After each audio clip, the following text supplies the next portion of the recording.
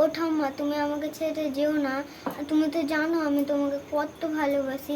তুমি আমাকে যে প্লিজ যেও না ঠাম্মা, প্লিজ তুমি আমাকে ছেড়ে যেও না। তোমাকে ছাড়া তো আমি বাঁচতে পারবো না ঠাম্মা।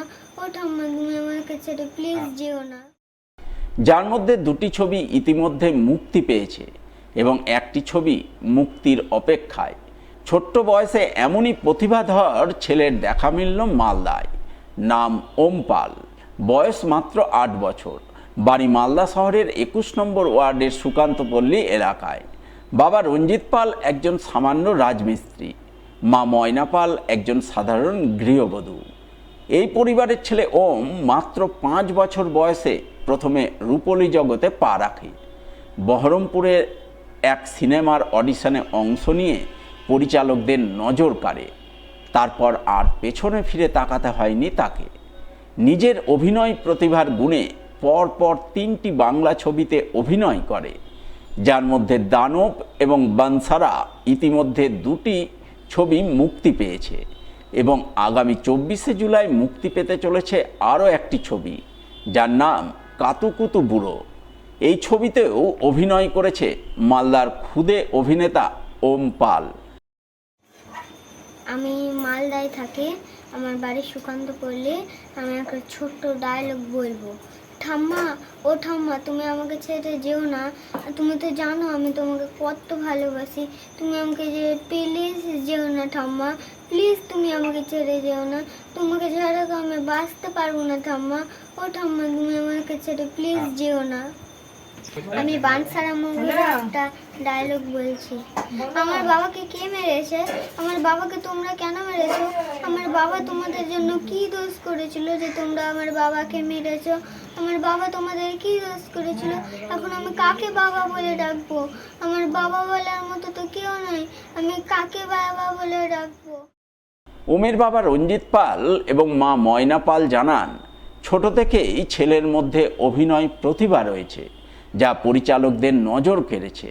তাই একের পর এক সিনেমায় অভিনয়ের জন্য ডাক পাচ্ছে। কিন্তু ছেলেকে একজন দক্ষ অভিনেতা করে তুলতে এখনও অনেক প্রশিক্ষণ নিতে হবে। এজন্য প্রচুর অর্থের প্রয়োজন। তাই সরকার তাদের পাশে দাঁড়ালে খুব ভালো হয়। আমরা মালদা কেবিনে প্রথমে নিউজটা পাই যে বহরমপুরে একটা অডিশন চলছে, তো সেখানে বিভিন্ন যারা নতুন মুখ তাদেরকে চান্স দেওয়া হচ্ছে।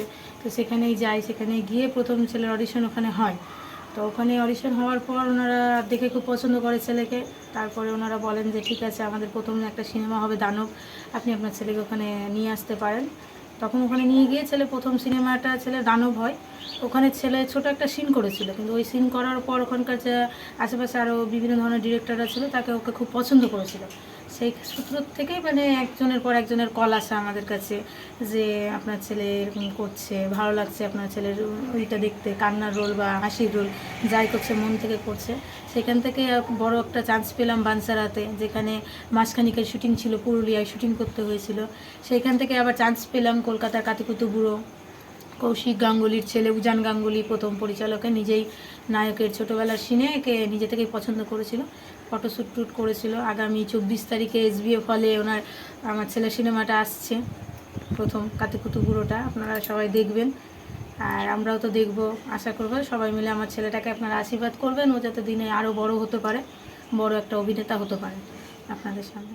অ্যাড দেখে আমার ছেলের শুটিংয়ের ব্যাপারটা জেনে যে এমন জায়গায় শুটিং হচ্ছে, সেই জায়গায় আমি নিয়ে গিয়ে তাকে অডিশন দিয়েছি এবং সেই অডিশনে আমার ছেলে সিলেক্ট হয়েছে।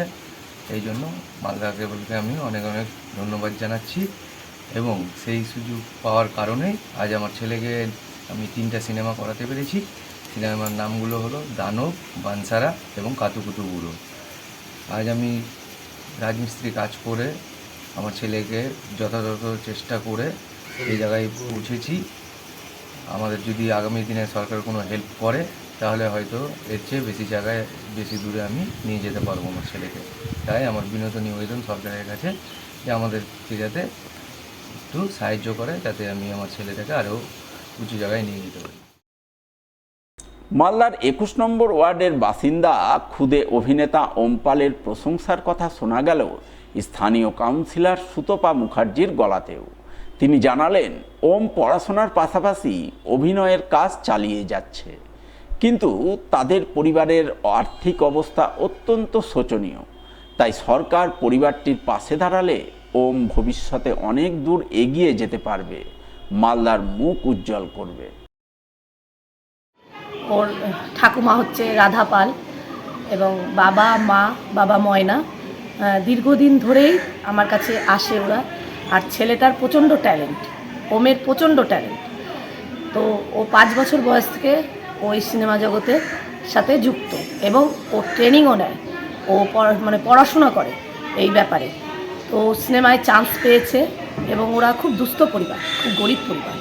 তো আমরা দেখেছি যে আজকে কিছু আর্থিক কারণে অনেক ট্যালেন্ট হারিয়ে যাচ্ছে।